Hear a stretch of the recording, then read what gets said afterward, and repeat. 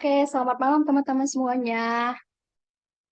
Sebelumnya terima kasih karena udah bergabung di Zoom meeting kita malam hari ini. Sebelumnya perkenalkan, nama aku Naura Mazura dengan NPM 2218011036 dan di sini ada teman aku Fatimatu Zahra dengan NPM 2218011038.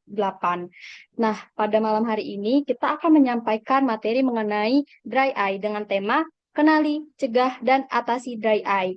Oke, baiklah, boleh langsung dimulai untuk teman saya Zahra. Oke, boleh next.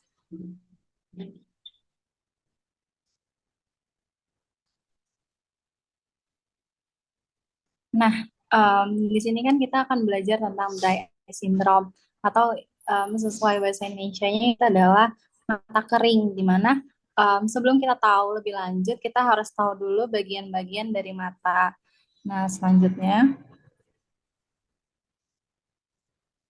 nah ini secara singkatnya aja. Jadi mata itu ada bagian-bagiannya, mulai dari namanya adalah vitreous humor, terus badan siliar, lensa, iris, kornea, terus ada sklera, terus ada namanya juga koroid, retina, terus ada saraf yang syarafinya itu adalah optic nerve atau saraf optik, dan juga ada um, blood vessel-nya.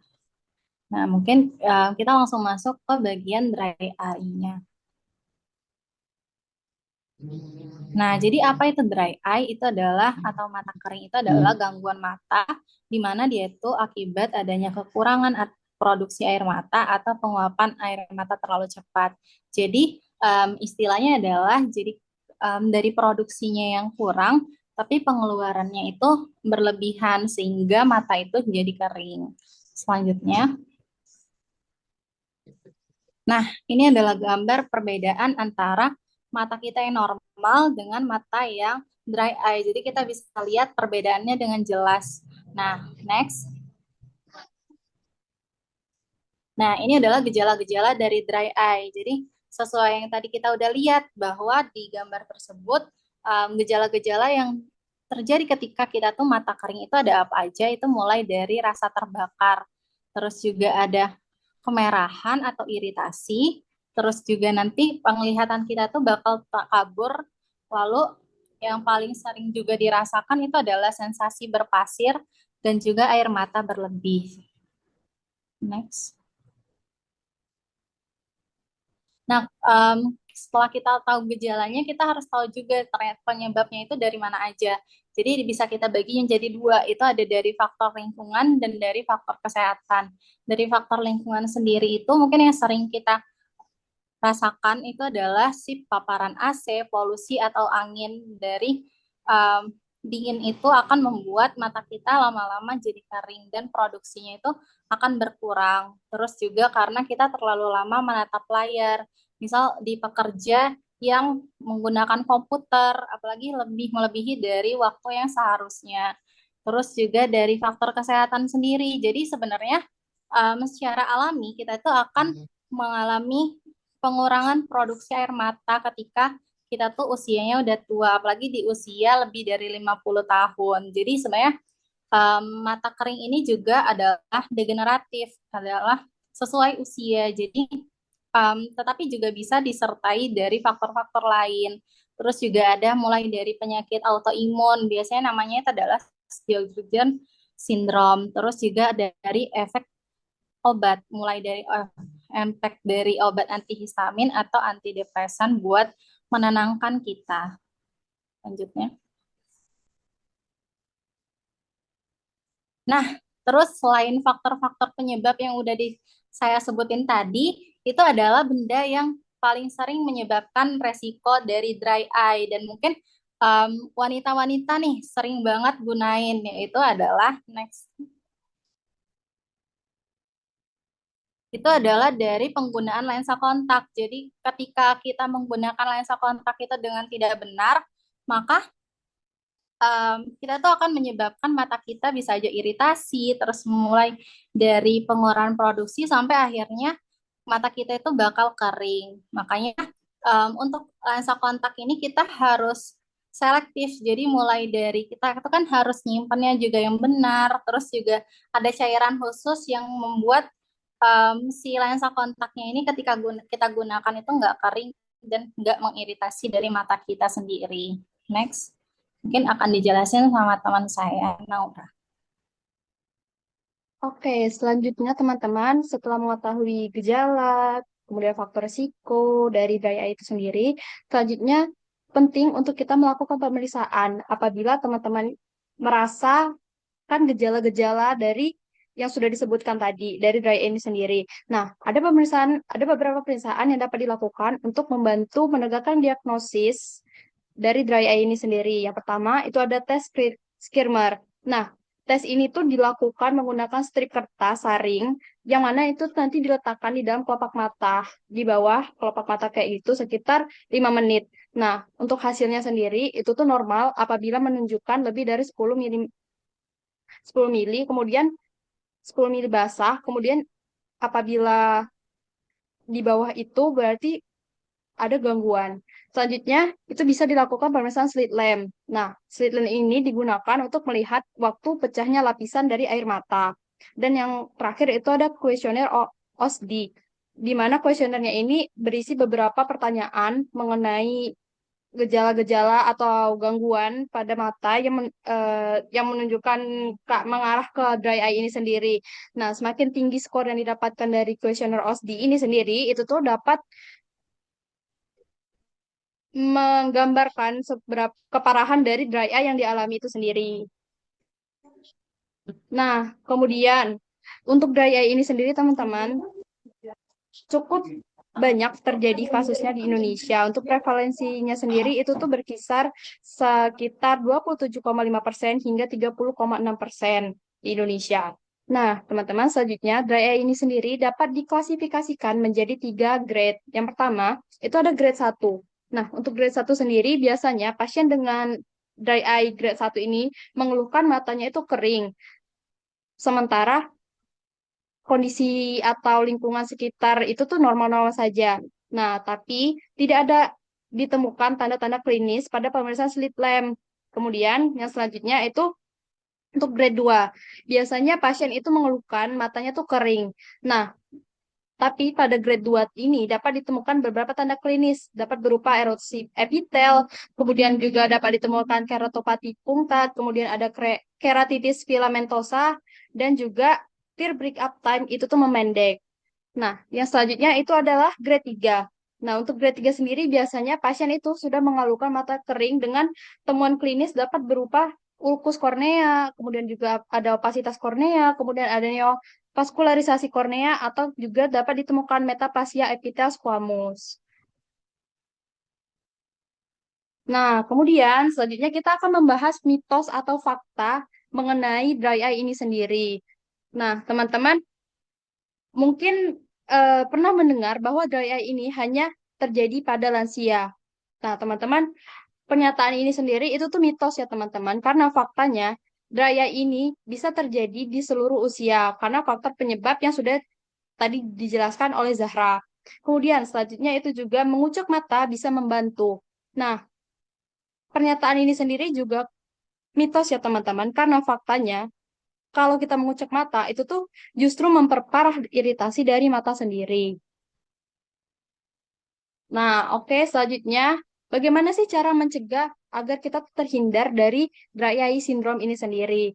Oke, di sini ada 3 langkah pencegahan. Yang pertama itu bisa menggunakan 20-20-20 rule atau maksudnya itu teman-teman bisa mengistirahatkan mata teman-teman setiap 20 menit. Kemudian, teman-teman bisa melihat objek dengan jarak 20 kaki atau sama dengan 6 meter selama 20 detik. Selanjutnya, untuk lingkungan sendiri, teman-teman dapat menggunakan humidifier di rumah atau bisa juga dengan menghindari asap rokok. Dan yang selanjutnya itu ada nutrisi. Nah, teman-teman, apabila ingin mencegah dry eye ini juga dapat mengkonsumsi omega 3 yang dapat diperoleh dari ikan ataupun kacang-kacangan. Oke, setelah kita mengetahui apa itu dry eye, kemudian apa saja gejalanya, faktor risikonya, pemeriksaan yang dapat kita lakukan. Nah, di sini dapat kita simpulkan bahwa dry eye syndrome ini bisa dicegah dengan pola hidup yang sehat. Nah, apabila teman-teman ada merasakan gejala-gejala dari dry eye ini sendiri, teman-teman dapat melakukan konsultasi ke dokter, terutama apabila gejala itu tidak membaik atau semakin bertambah berat. Oke, mungkin itu saja yang dapat aku dan juga Zahra sampaikan. Oke, selanjutnya kita akan open sesi tanya jawab. Untuk teman-teman yang ingin bertanya, boleh raise hand.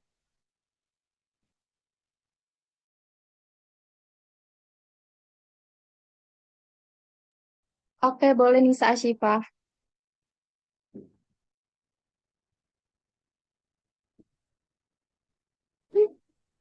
Oke, aku mau izin tanya, eh, kalau pakai kacamata itu bisa mencegah terjadinya dry eye nggak ya?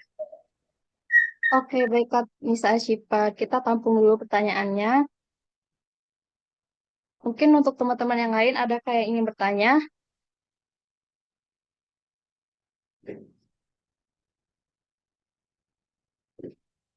Oke, baiklah.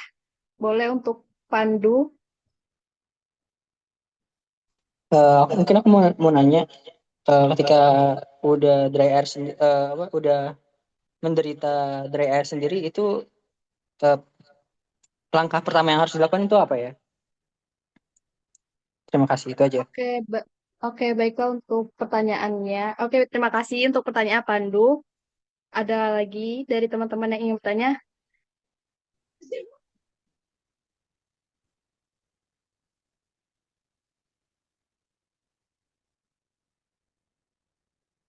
Oke, baiklah jika tidak ada, mungkin kita bisa mencoba, aku mau coba izin jawab untuk pertanyaan dari Nisa Asifah sendiri. Tadi, apakah penggunaan kacamata itu bisa mencegah terjadinya dry eye? Oke, untuk penggunaan kacamata sendiri itu dapat membantu mencegah terjadinya dry eye syndrome ini sendiri, terutama jika kacamata itu memang dirancang atau didesain khusus untuk melindungi mata. Namun, yang perlu dicatat, kacamata ini tuh tidak secara langsung atau kayak sepenuhnya mencegah dari dry eye ini sendiri, tapi penggunaan kacamata ini sendiri dapat berfungsi sebagai alat untuk pelindung mata sehingga efektif untuk menjaga kesehatan mata. Oke, mungkin itu saja untuk jawabannya. Bagaimana Nisa Asyifa, apakah sudah terjawab? Sudah, terima kasih. Jika sama-sama. Oke, untuk pertanyaan selanjutnya mungkin teman saya Zahra akan menjawab. Oke, baik. Terima kasih untuk Pandu untuk pertanyaannya. Jadi mungkin aku akan menjawab. Tadi kan pertanyaannya apa langkah yang harus kita lakuin ketika kita tuh terkena dry eye. Jadi langkah pertamanya itu adalah kita mencegah dari pencetusnya tentunya. Nah, di mana kita bisa lakuin langkah-langkah pencegahan yang seperti dijelaskan tadi. Jadi mulai dari ada namanya 20-20 rules itu adalah di mana misal kita melakukan kegiatan, nanti kita melihat objek selama 20 menit nih. Nah, nanti kita harus istirahatin mata kita tuh paling enggak selama 2 menit. Lalu juga misal kita melihat di objek sejauh 20 kaki atau 6 meter, nanti kita istirahatin selama 20 detik. Terus mulai dari lingkungan kita, misal kayak kita pakai humidifier atau itu adalah pelembab udara.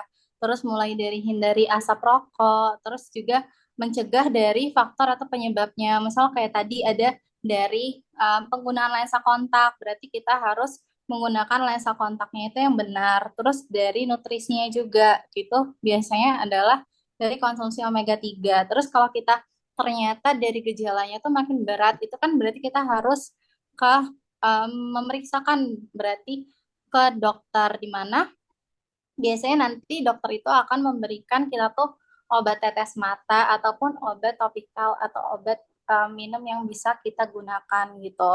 Terus juga paling penting itu adalah mungkin yang sering kita gunain selama di lingkungan kita itu adalah dari penggunaan AC.